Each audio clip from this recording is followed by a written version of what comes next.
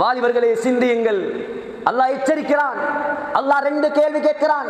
அஃபஹஸிபுதும், ஏ வாலிபர்களே, ஏ முஸ்லிம்களே, நீங்கள் நினைக்கிறீர்களா அன்னமா ஹலக்னாகும் அபஸா, நாங்கள் உங்களை சும்மா விளையாட படைச்சிருக்கிறோம் நினைக்கிறீங்களா? வீணுக்காக, விளையாட்டுக்காக, கூத்தடிக்கிறதுக்கு, ஹராத்தை செய்யறதுக்கு உங்களை படைச்சிருக்கிறோம் நினைக்கிறீங்களா?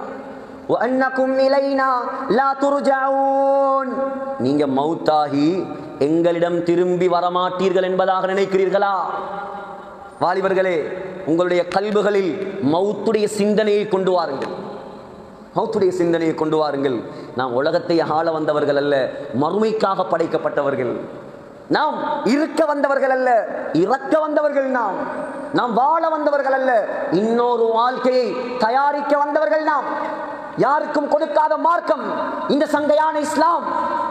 அல்லாஹ் இந்த லட்சக்கணக்கான சகோதர சமயத்தவர்கள் வாழக்கூடிய இந்த பௌத்த நாட்டில் எங்களை செலக்ட் பண்ணி இருக்கிறான் முஸ்லிம்களாக. இதுக்கு மட்டும் நாங்க நெருப்புத்தனல்ல நெத்தியை வைத்து சுஜூது செய்தாலும் அல்லாஹ்வுக்கு நன்றி செலுத்தி முடிக்க முடியாது. இஸ்லாம் மற்றவனை பார்த்து வாயுறமே, ஆசைப்படுறோமே. அல்லாஹ் தந்த ஆகப்பெரிய பாக்கியம் இந்த இஸ்லாம். இதை விட பெரிய பாக்கியம் இந்த துனியால வேற எதுவும் கிடையாது. சகோதரர்களே, சிந்தியுங்கள், சிந்தியுங்கள்.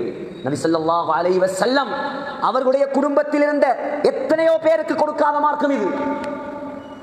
42 வருடமாக வளர்த்த அபூ தாலிபுக்கு கொடுக்காத மார்க்கம். ஸல்லல்லாஹு அலைஹி வஸல்லம் பிறந்தவுடன் சந்தோஷத்தால் தன்னுடைய அடிமையை உரிமை விட்டான் அபூ ஜஹல். அந்த அபூ ஜஹல் ஸல்லல்லாஹு அலைஹி வஸல்லமுடைய வாப்பாவோட கூட பிறந்த தம்பி, சாட்சா ரத்தம்.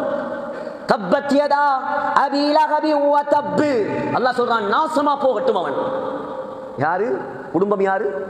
ஸல்லல்லாஹு அலைஹி வஸல்லமுடைய குடும்பம். அவன் குறைஷி குலம், அவன் பேர் அழகனவன், பெரிய குடும்பத்தில் கல்யாணம் முடித்தவன். மக்காவுடைய தலைவர் அபூ சுஃபியானுடைய மகள் அர்வா பின்த் ஜமீல், அர்வா பின்துல் ஹர்ப், அபூ சுஃபியானுடைய சகோதரியை திருமணம் முடித்தவர். ஆனால் அவனோடு அல்லாஹ் இறக்கப்படவில்லை, அவனை நரகவாதியாக மாற்றினான். எங்களுக்கு இஸ்லாத்தை தந்திருக்கிறான். இவ்வளோ காலமா நீங்க வாழ்றீங்க முஸ்லீம்களா? இந்த பொத்துவில்லை உங்களை நீங்க கேளுங்க, இந்த மார்க்கத்துக்கு நான் என்ன செய்தேன், இந்த கலிமாவுக்கு நான் என்ன செய்தேன்? எத்தனையோ நபிமாருடைய மனைவிமார், எத்தனையோ நபிமாருடைய குடும்பம் அல்லாஹ் கொடுக்கவில்லை, எனக்கு தந்திருக்கிறான் இந்த மார்க்கத்தை. நான் என்ன செய்தேன் இந்த மார்க்கத்துக்காக?